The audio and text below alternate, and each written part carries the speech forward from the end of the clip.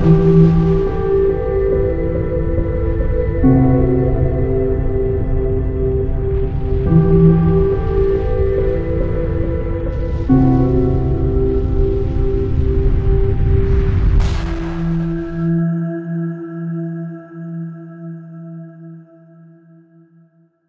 les amis, nous sommes le 21 avril 2020 et nous sommes toujours confinés, moi toujours au bureau. Et il est 12h50 et je viens de recevoir une flopée d'emails qui m'ont bien fait rire parce que Silvano, professeur Raoult, il a publié une vidéo, il est censuré, il est censuré. Alors, j'ai répondu à tous, mais non, il ne peut pas être censuré, c'est une erreur quoi. Et il y en a un parmi vous qui a été appelé l'IHU, hein, c'est incroyable. Et donc oui, c'est bien un problème de son, donc elle va être remise. On a tous hâte de voir cette nouvelle vidéo du professeur Raoult, qui sera, comme la dernière, extraordinaire. Je tiens à préciser pour mes nouveaux abonnés que je ne suis pas médecin, hein, je suis dirigeant d'entreprise dans le domaine des télécoms. Je ne raconte pas des histoires, je cherche des informations aux quatre coins du monde avec l'aide d'une grande partie de mes abonnés. C'est une chaîne totalement interactive. Je ne fais que synthétiser les informations et je mets toutes les sources dans le descriptif de l'émission. Quand j'en mets pas, c'est que c'est des sources que j'ai déjà mises dans d'autres émissions. Donc comme j'en ai fait là, je sais pas, une cinquantaine sur cette pandémie, je peux pas mettre chaque fois que je cite quelque chose, un exemple, aller rechercher toutes les sources des anciennes émissions. Alors certains m'écrivent qu'ils ne trouvent pas mes sources. Alors je vais vous montrer. Vous voyez, là vous êtes sur ma chaîne. En bas, vous avez un bouton plus. Alors il ne faut pas taper sur plus d'infos sur Google Covid-19 en haut là. Vous voyez là, le virus attaque une bactérie de notre flore. 51 000 vues, 20 avril, Silvano Trotta. Et ensuite, vous voyez, chaque jour qui passe, on comprend mieux, nana, plus. Vous cliquez sur plus et vous allez avoir un menu déroulant où là, il y a toutes les sources que j'ai citées dans l'émission. Donc je continue bien sûr à faire mes émissions tous les jours sur ce sujet car je reçois énormément d'emails de médecins, d'infirmiers qui me remercient mon travail, voire me font même l'honneur de les mettre dans mes commentaires quand j'ai la chance de les voir car je ne peux pas hélas tous les lire. Là vous voyez j'ai reçu un commentaire hier suite à ma vidéo. Merci Silvano pour tout ce que tu fais. En tant que médecin coordonnateur en EHPAD, tu peux imaginer dans quel état nous sommes. Nous tous médecins dans les EHPAD, ce qui est le plus important dans tous les travaux que tu fais en ce moment, c'est la synthèse.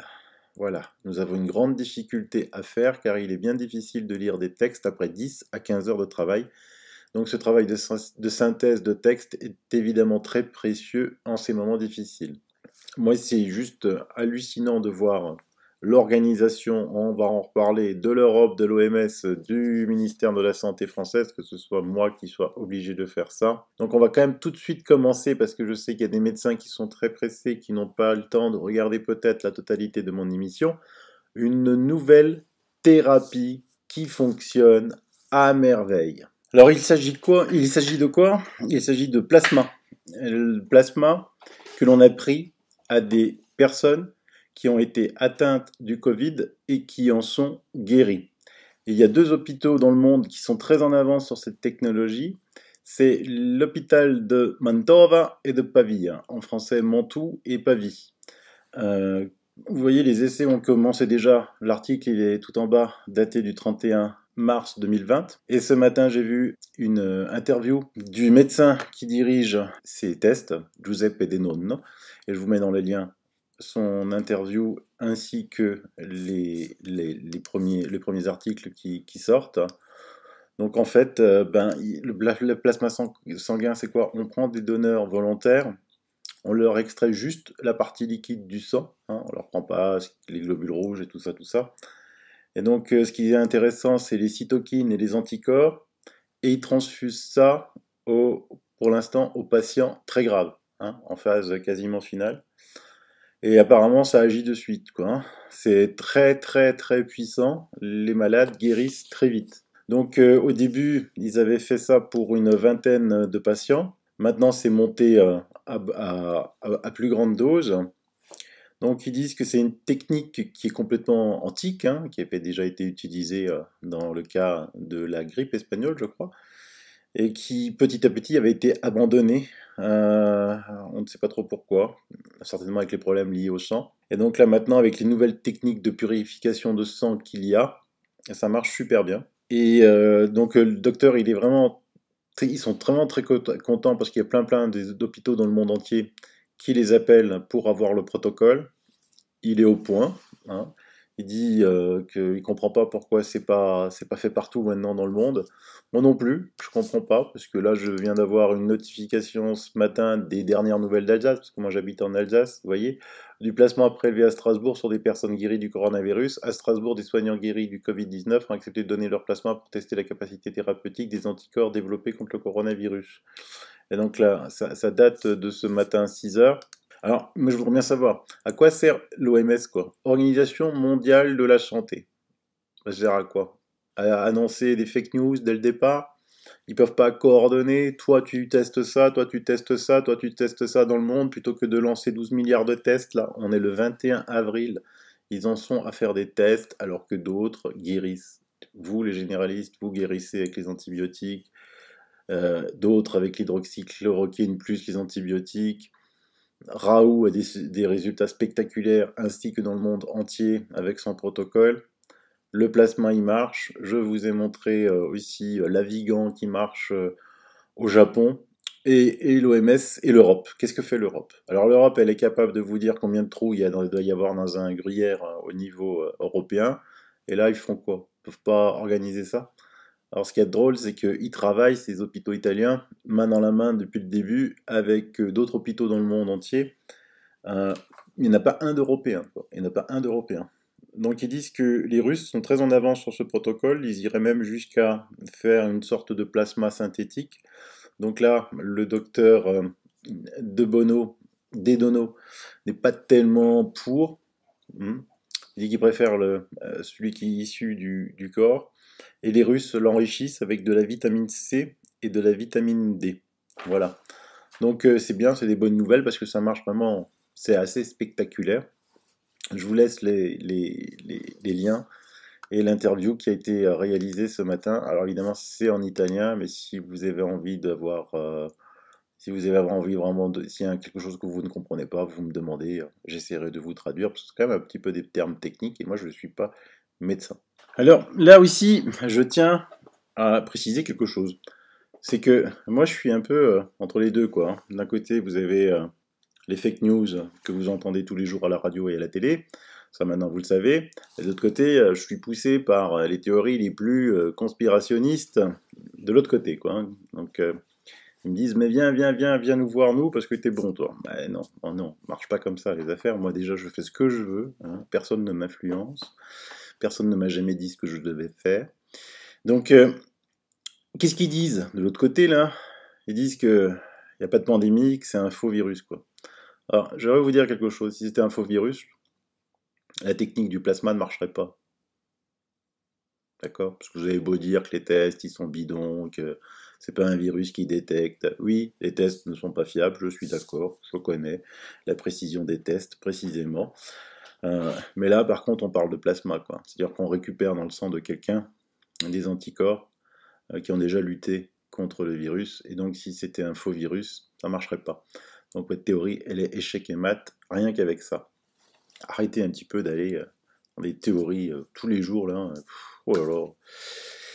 Par contre, hier, je vous ai montré une émission où un médecin expliquait très bien que qu'est-ce qui se passait avec ce Covid. En fait, qu'il infectait une bactérie, la Prévotella. Mais alors là aussi, je suis tombé des nues. Je ne sais plus si c'est hier soir ou ce matin. Un abonné m'envoie, regardez-moi ça, un article qui est dans Agoravox, que je vous mets aussi dans les liens, mais daté du 7 avril, quoi. Hier, moi, mon émission, je l'ai faite, il était le 20 avril. Et là, le 7 avril, je vais vous le lire parce que c'est trop extraordinaire. Ici, l'orage de cytokines qui tue les victimes était provoqué par la bactérie Prévotella. Les scientifiques s'interrogent sur l'orage de cytokines qui provoquerait une hyperinflammation et serait responsable de la mort des patients. Bon, on progresse, on a déjà un questionnement. Si je dis cela, c'est parce que, mis sous tutelle par les grands laboratoires pharmaceutiques, la science, du moins nos grands pontes de la science, ont brûlé quelques étapes. Ils ont mis la science au service de l'outil et du business, alors que l'outil et le business ne devraient servir qu'à valider et soutenir la démarche scientifique. Nos grands chercheurs ont oublié une étape cruciale dans la recherche d'une solution, faire des hypothèses. Pourquoi faire des hypothèses? C'est un virus, on décrypte le génome, on fait une PCR, on fabrique un vaccin ou des anticorps.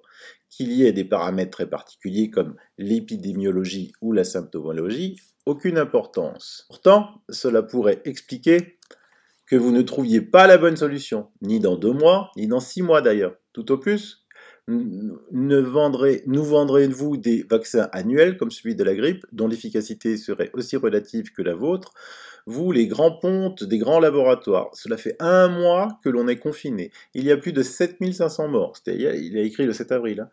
Notre économie est en état de mort financière.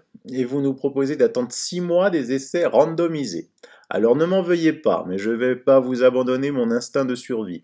Ni plus mes libertés individuelles parce que vous avez bac plus 72 et plein de rats de laboratoire avec des séquenceurs, des électrophorèses et autres jouets ultra sophistiqués, probablement utiles pour peu que l'on ait une hypothèse. Je m'autorise donc ici, moi, petit professeur, en confinement, sans souris, à cobayer, sans même un tube à essai, à vous soumettre une hypothèse, juste une hypothèse. Il semble que vous ayez enfin décidé de vous poser des questions. Vos essais randomisés n'étant a priori pas concluants, je vous propose une réponse simple, presque évidente. La bactérie Prevotella est responsable de tous les paramètres épidémiologiques et symptomologiques de cette pandémie. Et puisque vous vous interrogez sur un de ces paramètres, l'orage de cytokines qui tue les patients infectés, eh bien je vous invite à consulter la publication qui donne lieu au schéma ci-présent, et vous comprendrez que cet orage de cytokines est la signature de Prevotella, comme d'ailleurs tous les autres paramètres de cette maladie infectieuse. Pour combattre efficacement le SARS-CoV-2, il faut tuer Prevotella. Alors l'article, il est très long, il est complet, il est juste extraordinaire. Et là, ça prouve que on a tout oublié, quoi. On a tout oublié. Un prof chez lui à la retraite qui dit et qui trouve. Parce que évidemment, aujourd'hui, son hypothèse, on s'aperçoit que c'est plus une hypothèse, c'est une réalité. Hein. Et donc, il explique tout dans l'article. Je vous mets encore un petit extrait. Prevotella est responsable de l'orage de cytokines qui tue les patients gravement atteints et il explique pourquoi. Prevotella est aussi responsable du temps d'incubation et des faux négatifs, et il explique pourquoi. Moi je dis, donnez un prix Nobel à ce monsieur, quoi. Franchement, donnez-lui un prix Nobel. Chez lui, tout seul à la maison, quoi. Vous, avec tous vos trucs là. Et vous êtes en train de faire des essais randomisés, double placebo, aveugle. Il y aura vraiment, après, une introspection à faire sur le système sanitaire français, qui ne vise que à produire des vaccins, des médicaments chers, ce que dit professeur Raoult, plutôt que d'étudier, réfléchir, parce qu'il y aura eu beaucoup de morts, et surtout la France aura du mal à justifier comme des pays sous le joug de l'OMS. D'ailleurs, j'ai vu qu'il y a un article, l'OMS félicite Macron. Wapapapapapa. Là, ça fait mal. Là, ça fait mal. Si l'OMS, les plus nuls de chez nuls, félicite Macron. Et d'autres pays quoi, qui sont sous le joug de l'OMS, comme l'Espagne. On va en reparler, l'Espagne, certainement demain. Il s'y passe des choses très étranges. La Belgique, il s'y passe des choses très étranges aussi. Donc il faudra expliquer le nombre de morts. Alors, on a quand même 6 à 7 fois maintenant plus de morts qu'en Allemagne. C'est juste affolant. On ne soigne plus dans ce pays. On veut vendre des médicaments. On est sous le joug de Big Pharma avec des gens qui sont payés par Big Pharma qui pilulent sur les plateaux télé et radio et des journalistes aux ordres qui n'ont juste qu'à se taire. Donc je vous invite, les médecins, à lire cet article qui est dans Agoravox. Il est exceptionnel. Alors maintenant, on va lire le témoignage d'un autre médecin, hein, parce que sur ma chaîne, on donne toujours la parole aux médecins. Donc ici, c'est Michel Janva. 50 ans de médecine de campagne. J'ai 76 ans passés et j'en ai vu des épidémies de grippe dès 69-70 qui tuaient 30 à 40 000 personnes sans qu'on affole une population infantilisée par l'idée de la mort et surtout par médias et hommes politiques qui surfent sur la vague. J'ai des nombreuses années assumées en cabinet, de 40 à 50 malades, jour et nuit, dimanche, en dépit de 3 associés que j'avais accueillis à mes côtés. Encore inscrit au Conseil de l'Ordre, je viens de soigner une dizaine de personnes atteintes du Covid et j'y suis passé moi-même sans encombre en n'hésitant pas à prendre Nivaquine plus antibiothérapie. Oui, on n'est pas certain de l'efficacité de ce traitement, mais alors que proposer à nos patients? Pour mes amis et parents, comme pour moi, je n'ai pas hésité. Toxicité de l'hydrochloroquine? J'en ai prescrit comme tous les autres médecins pendant 50 ans, sans qu'on m'emmerde. Contre le palu et dans certaines affections rhumatismales sans le moindre incident, alors que j'ai dû hospitaliser des cirrhoses au paracétamol chez des non-alcooliques, sans parler des hémorragies digestives sous aspirine. Le confinement, certes, pour les personnes fragilisées et afin de ne pas engorger les services de réanimation qui n'existaient pas dans les années 70. Mais on le prouvera quand nous serons en possession des tests sérologiques fiables. Quoi qu'on fasse, les 3/4 de la population auront contracté le Covid en ne présentant qu'une simple grippette ou une forte grippe. Que dire de la cacophonie des grands professeurs? Combien d'entre eux ont-ils réellement fait de la recherche fondamentale? Des grands professeurs qui n'ont pour la plupart jamais eu à soigner une grippe et des pneumopties virales alors que nous en avons soigné des milliers au cours de notre carrière et que sommes nous, médecins de ville, en première ligne pour soigner les 3/4 des personnes atteintes du virus.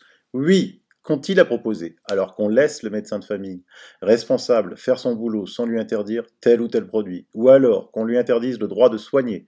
Seuls quelques grands spécialistes et chercheurs ont droit de nous apprendre. Toute mon admiration va aux médecins de réanimation et à leurs assistants qui s'y dévouent de façon merveilleuse 24 heures sur 24.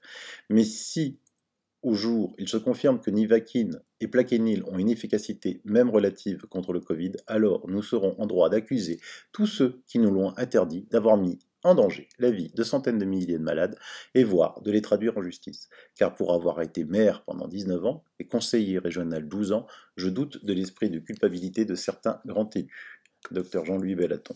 On sait trop bien tout ça, puisqu'on on le répète à longueur d'émission. Ils ne veulent pas nous soigner. Le docteur là dit quand même quelque chose de très important. On prouvera plus tard quand nous serons en possession des tests sérologiques fiables. Quoi qu'on fasse, les 3/4 de la population auront contracté le Covid. 3/4. Moi je peux vous dire que j'ai des résultats de tests. Je n'arrive pas à sortir, mais de façon officieuse cette fois-ci. Donc c'est pas sourcé encore, mais ça va l'être. Sur des donneurs de sang italiens d'Italie du Nord, on a fait des tests sérologiques. Le résultat est de 67% positif. Le docteur il dit 75, vous voyez, on n'y est pas loin. En France, on dit qu'on n'est même pas à 10. Moi, j'attends de voir. Alors, c'est sûr que peut-être dans des régions qui ne sont pas touchées, très touchées, hein, il y a des départements confinés comme l'Ariège, on l'a vu avant-hier, où il y a eu 2 cas de décès. C'est peut-être. Mais dans des régions, là, par exemple, ici, on fait des tests sérologiques en Alsace, ça va être haut, hein, je vous le dis. Donc, d'autres docteurs, la lettre du docteur Schmitz, vous pouvez vous y inscrire. Hein. Donc, il dit prêt à être pucé. Chère lectrice, cher lecteur, depuis le début de la pandémie, Bill Gates finance abondamment les recherches d'un vaccin pour contrer le corona. Mais c'est un américain fondateur et ancien PDG de Microsoft, longtemps l'homme le plus riche du monde, est un personnage trouble. Curieusement, cela fait 5 ans qu'il prévoit l'arrivée d'une pandémie. À lui seul, il contribue à près de 7% du budget de l'OMS. L'OMS, qui n'a, on va pas le dire, a été complètement faillite. Étrange les rapports entre les deux hommes, comme on atteste un projet de la célèbre université de Yale. Donc vous attendez Microsoft, vous avez entendu le nom Microsoft? Il nous prépare des identités numériques décentralisées et blockchain. L'avenir tel que il le voit. Hein, il le voit. Donc là aussi, je vous mets les articles. Donc Microsoft, bien sûr, a rejoint l'initiative ID 2020. Vous avez toute une émission sur ID 2020, et ils ont un système de crypto-monnaie utilisant des données d'activité corporelle. Vous lisez bien, activité corporelle. Et vous savez comment ils l'ont appelé? Le W0202 006 06 06. C'est drôle. Sans commentaire. Date de publication 26 mars 2020. Et donc en fait il s'agit de quoi? L'activité du corps humain associée à une tâche fournie à un utilisateur peut être utilisée dans un processus de minage d'un système de crypto-monnaie. Un serveur peut fournir une tâche à un dispositif d'un utilisateur qui est couplé de manière à communiquer avec le serveur. Un capteur couplé de manière à communiquer avec un dispositif de l'utilisateur ou compris dans ce dernier peut détecter l'activité corporelle de l'utilisateur. Des données d'activité corporelle peuvent être générées sur la base de l'activité corporelle détectée de l'utilisateur. Le système de crypto-monnaie de la présente invention, couplé de manière à communiquer avec le dispositif de l'utilisateur, peut vérifier si les données d'activité corporelle satisfont une ou plusieurs conditions définies par le système de crypto-monnaie et attribuer une crypto-monnaie à l'utilisateur dont les données d'activité corporelle sont vérifiées. Ça veut dire quoi? Ça veut dire vous êtes vacciné, vous avez tous vos vaccins, tout est bon, vous passez. Hein? Vous n'avez pas vos vaccins, tu vas mettre des puces RFID dans les vaccins, des nanoparticules. Donc je vous le laisse, hein, c'est pas de la science-fiction, c'est Microsoft, c'est eux qui publient. C'est pas moi non plus qui ai inventé les 3.6. Hein.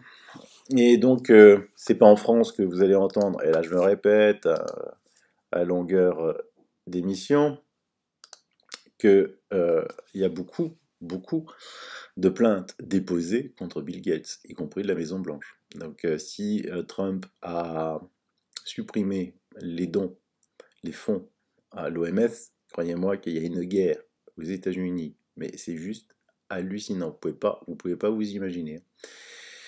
En parlant d'États-Unis, sachez juste, parce que ça fait 2 jours, je voulais vous le dire, que Trump a envoyé, ce que je vous avais aussi dit, Helicopter Money, a envoyé pour les familles faibles, à revenus faibles, 3000 dollars hein, sur leur compte, directement là, poum. C'est arrivé, cash. Et regardez ici, vous avez Roger Stone accuse Bill Gates d'utiliser la pandémie pour pousser les vaccinations obligatoires et les micropuces. Il dit, si Bill Gates livre un vaccin contre le corona, Roger Stone dit qu'il ne le prendrait pas. Il a déclaré qu'il pensait que Gates et d'autres mondialistes utilisaient la pandémie comme moyen de placer des micropuces chez les personnes et de forcer les vaccinations obligatoires. Lui et d'autres mondialistes l'utilisent pour les vaccinations obligatoires et les micropuces afin que nous sachions s'ils ont été testés. Sur mon cadavre, vaccination obligatoire, pas question. Les débats sur la légalité des vaccinations mandatées par le gouvernement a consommé une partie de la droite car de nombreuses personnes sont bloquées en raison des ordonnances obligatoires, blablabla. C'est une véritable guerre qui est en train de se jouer là. Hein. Inutile de vous dire que notre gouvernement est du mauvais côté, du côté de Gates. Donald Trump, il a mandaté Robert F. Kennedy Jr. Hein. Il est aussi très proche de Del Bigtree. Del Bigtree, je vous l'avais déjà présenté, c'était le producteur du documentaire Vaxxed, qui est sur ma chaîne. Il vous montre l'énormité de la vaccination. Et donc, qu'est-ce qui s'est passé? Eh bien, ils ont exigé des documents gouvernementaux pertinents prouvant que tous les vaccins approuvés par le gouvernement fédéral avaient été testés pour leur qualité au cours des 30 dernières années. Il n'y en avait aucun. En quelques chiffres, en 1999 au Tennessee, il y a eu une explosion de cas d'oreillons malgré des taux de vaccination élevés. Or, 75% des enfants qui l'ont contracté avaient été vaccinés. Ça sert à quoi? En 94, 95, 99 en Suisse, 1000 personnes ont contracté les oreillons avec des taux de vaccination à plus de 95% dans le pays. Parmi les personnes touchées, 78% étaient vaccinées. En 1996, 2778 cas de coqueluche aux Pays-Bas, malgré un taux de vaccination de 96%. Parmi les personnes touchées, 89% des enfants étaient dûment vaccinés. Depuis l'introduction de la vaccination contre la méningite, les cas de maladie et la fréquence de la maladie ont augmenté de 40%. En 2001, en Afrique, après le vaccin contre la polio, la mortalité infantile a été 2 fois plus élevée. En 2005, il y a eu 33 décès de nourrissons après une vaccination sextuple avec Exavac. En 2009, 1470 cas de complications vaccinales ont été signalés, dont 83 décès après la deuxième vaccination sextuple avec Infanrix Exa. En Chine, 250 000 vaccins défectueux. En Inde, plus de 450 000 cas de paralysie de décès signalés par des vaccins oraux. L'OMS admet une éclosion de poliomyélite aux Philippines causée par des vaccins antipoliomyélite, dû à un poliovirus de type 2 dérivé d'un vaccin. Le pire de tous les vaccins, soi-disant, ça c'est le pire de pire, contre le risque du cancer du col de l'utérus, qui serait conséquent à long terme, alors que c'est une maladie bénigne qui s'auto-guérit en 18 mois et déjà transformée en légumes, paralysie, voire décès, tant de jeunes filles ados dans le monde qui étaient en pleine santé et joie de vivre. Il faut vraiment vous intéresser à ce qu'il y a dans les vaccins, hein. Franchement, c'est quelque chose qu'on ne peut pas avoir, c'est une discussion qu'on ne peut pas avoir en France, mais j'espère que cette pandémie, hein. Donc ben voilà ce qu'il y a dans un vaccin. Il y a du phénol, du thymérosal. Alors vous savez, ce terme, il est un peu... les gens ne savent pas ce que c'est, donc ils disent, ah, thymérosal. Bah, c'est du mercure, en fait. Aluminium, éthylène, glycol, formol, benzétonium, squalène, SV40. C'est un virus. Cellules cancérisées, benzonase, ADN, ARN viraux, édulcorants, OGM, albumine, humaine, nanoparticules, inconnues, classées, secret défense. Ah oui, parce qu'on n'est pas obligé, quand on vaccine, de donner la composition du vaccin. C'est prends et tais-toi. L'hydroxychloroquine qui est là depuis 60 ans, c'est où il y a peut-être des effets. Mais le vaccin, non, tu prends. Antibiotiques, niomycine, polymyxine, kanamycine, et ainsi de suite, ainsi de suite. Un médecin, quand il fait son parcours pour être médecin, 7, 10 ans, il fait 2 heures hein, sur la vaccination. Et voilà. Et puis après, il a le droit de rien dire parce que sinon, il est rayé de l'ordre. Donc, il est obligé de vacciner. C'est ainsi. Et donc, bah, ça va loin parce que regardez, j'ai vu que Novak Djokovic était un anti-vax. Et ben, il pourrait être empêché de jouer parce qu'il lui, il dit, moi, hors de question que je me vaccine. Donc, vous avez compris où ils veulent en venir. Et là, hein, tout ça, c'est fait grâce à quoi? À la 5G. Comprenez? Parce que de l'autre côté, là, vous pensez que la 5G, c'est là pour vous tuer. Mais moi, je vous explique quelque chose. Ces mecs-là, ils ont besoin d'esclaves, ils ont besoin de monnaie, ils ont besoin de gens qui travaillent, entre guillemets, ou pas, du reste. Ils n'ont pas besoin de tuer les personnes. Parce que imaginez-vous, vous êtes riche, vous allez vous achetez une île aux Maldives, sable blanc, eau verte. Ah, c'est bien. Mais je crois qu'au bout d'un mois, moi j'explose, hein. Donc, non, eux, ce qu'ils veulent, c'est le pouvoir. Pouvoir, dominer, esclave. Ça, c'est un moyen fantastique. Et donc là, on en revient à mon émission que j'avais fait, 5G et crypto-monnaie. 5G, crypto-monnaie. Et là, la 5G, elle est où? Vous la cherchez sur des pylônes. Vous avez Elon Musk qui les envoie à, par rafale, les satellites 5G. Tout ça, mis ensemble, ça donne ce qu'on a évoqué dans l'émission 5G, crypto-monnaie. Donc faites attention. Faites vraiment très attention. Il ne faut vraiment pas qu'ils gagnent, ces gens-là. Donc il y a beaucoup de plaintes qui sont déposées. Maintenant, si vous allez sur les murs de Bill Gates, en France, on ne comprend pas. Les journalistes qui disent oh, mais attendez, ils s'en prennent à Bill Gates, mais ils sont fous, c'est un bienfaiteur de l'humanité. Non, non. De toute façon, ils pensaient que cette pandémie allait rester. Maintenant, comme tout le monde s'accorde à dire, on entend les seuls professeurs fiables qui passent sur des plateaux télé, professeur Perron et d'autres, et notre docteur Raoult, bien sûr, dire que de toute façon la pandémie va disparaître. Elle sera disparue que ils sortiront les résultats des tests, hein. Donc les gens seront morts, mais les tests seront là, quoi. Ça va être un truc de fou, quoi. Néanmoins, s'il y a encore des médecins qui m'écoutent, là j'ai une discussion ce matin avec une amie qui est assez douée. On a noté en Italie, chez des enfants asymptomatiques, mais certainement qui ont eu le Covid, des engelures. Engelures au pied, engelures au doigt. Donc elle pense que c'est une attaque aussi de la bactérie de la flore intestinale, puisque les intestins gèrent l'inflammation du corps. Il est aussi prouvé qu'un virus fait du nettoyage dans l'organisme. En gros, il sort les poubelles, comme elle dit. Il serait aussi plausible que le foie soit saturé, qu'il ne traite plus les déchets. Pour elle, ces jeunes restent chez eux sans bouger. Le Covid passe par là, il fait excréter les toxines du corps, il fait le ménage, ça ressort une sorte d'inflammation dans les extrémités. Et donc c'est vrai que moi j'essaie de trouver une explication à ces enjôlures, parce que c'est... mais je trouve rien. Ni de la presse italienne, ni... Enfin, les spécialistes italiens s'accordent à dire à 100% que c'est de toute façon quelque chose qui vient du virus. Mais maintenant, quand j'écoute mon ami, Emanuela, ben, ça me semble conforté que ce soit une résultante effectivement du système digestif et que les enfants ne bougent pas.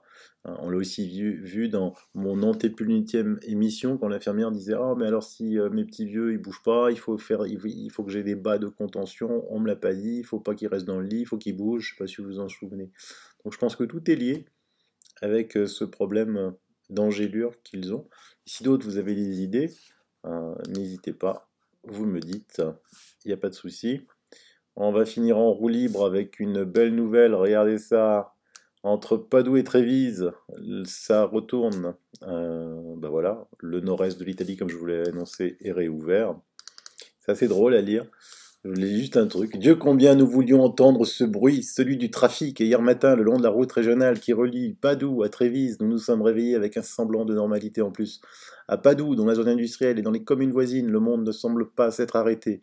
Oui, il y a des bars fermés, des restaurants aussi, il y a des concessionnaires de voitures flamboyantes à la fenêtre complètement fermées, ces voitures de 1000 chevaux paralysées, on se demande si quelqu'un reviendra jamais pour les acheter, mais il y a une Padoue qui fonctionne, et c'est celle des voitures qui se glissent sur le périphérique, des camions qui roulent, des parkings pleins de voitures, des embouteillages au rond-point. Et l'article continue que elle dit qu'elle a été pour la première fois heureuse de klaxonner et de se retrouver dans des bouchons. Voilà. Moi aussi le matin, il n'y a pas encore des bouchons, mais ça roule de moins en moins. Avant ça roulait comme un dimanche de 15 août, 6h du mat. Là, ça roule moins. Je crois que la première fois que je serai dans un bouchon, je serai de nouveau content d'être dans un bouchon. Ça sera... Ce virus aura calmé tout le monde. Oui, parce que tout est ouvert, sauf les bars, restaurants et les concessions automobiles.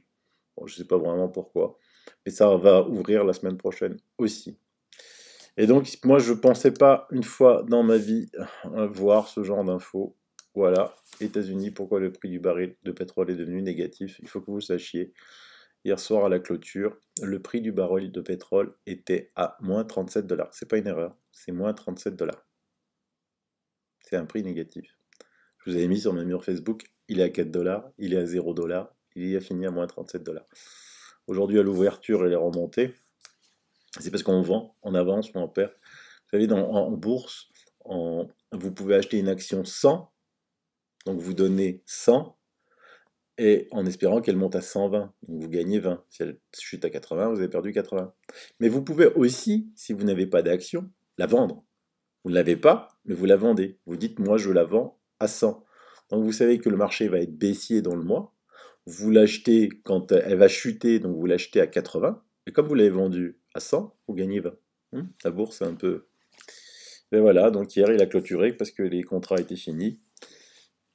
Il a clôturé à moins 37 dollars. Donc certains ont acheté des barils de pétrole à moins 37 dollars. Faut le savoir.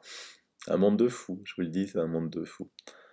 De toute façon, il y a une telle surproduction de pétrole qu'ils ne savent plus où les mettre. C'est-à-dire qu'il n'y a plus de stock nulle part. Donc là maintenant, on parle de faire revenir des super tankers, des super pétroliers pour mettre dedans des barils pour le stocker.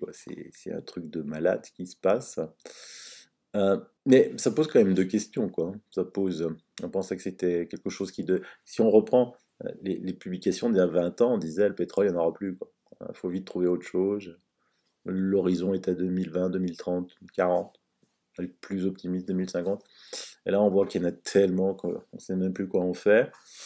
On voit aussi que la pollution, alors que ça a tellement baissé, parce que la preuve que ça a baissé la pollution, parce qu'il y a quasiment le pétrole ne se vend pas, ben, la pollution de l'air augmente, les taux de CO2 augmentent. Mais là, vous les entendez pas, hein. Vous les entendez pas, les Greta et compagnie. Eh oui, ça augmente. Eh.